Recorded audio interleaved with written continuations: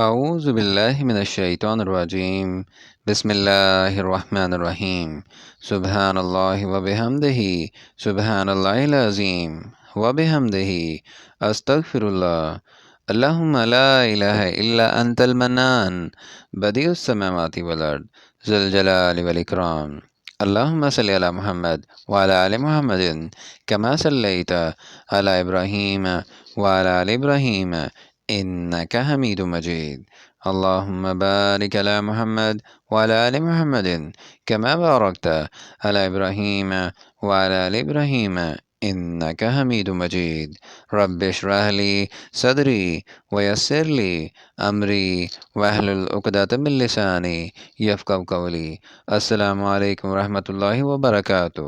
سورہ منافقون کا ترجمہ بیان کیا جا رہا ہے، آیت نمبر 1 سے لے کر آیت نمبر 11 تک۔ شروع اللہ کے نام سے جو بڑا مہربان نہایت رحم والا ہے۔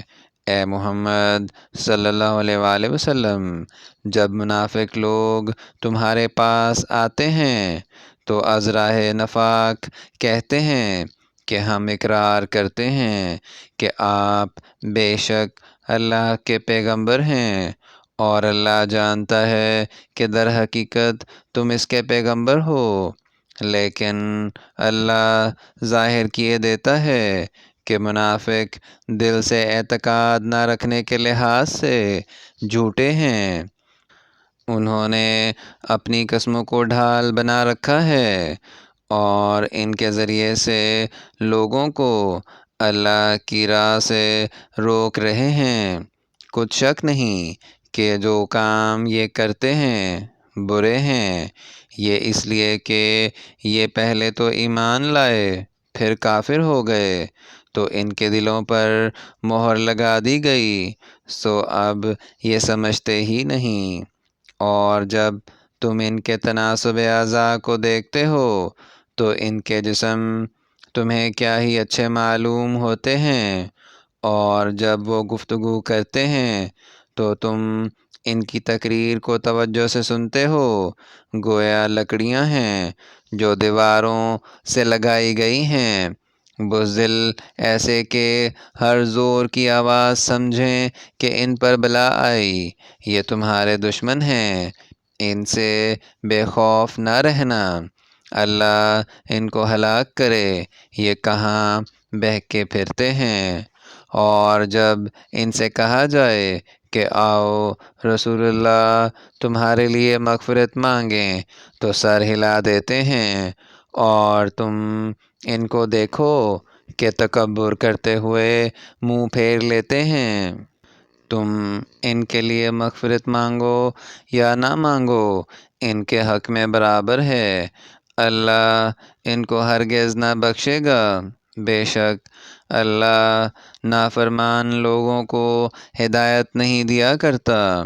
یہی ہیں جو کہتے ہیں کہ جو لوگ رسول اللہ صلی اللہ علیہ وآلہ وسلم کے پاس رہتے ہیں ان پر کچھ خرچ نہ کرو یہاں تک کہ یہ خود بخود بھاگ جائیں، حالانکہ آسمانوں اور زمین کے خزانے اللہ ہی کے ہیں، لیکن منافق نہیں سمجھتے۔ کہتے ہیں کہ اگر ہم لوٹ کر مدینے پہنچے تو عزت والے ذلیل لوگوں کو وہاں سے نکال باہر کریں گے، حالانکہ عزت اللہ کی ہے اور اس کے رسول کی اور مومنوں کی، لیکن منافق نہیں جانتے۔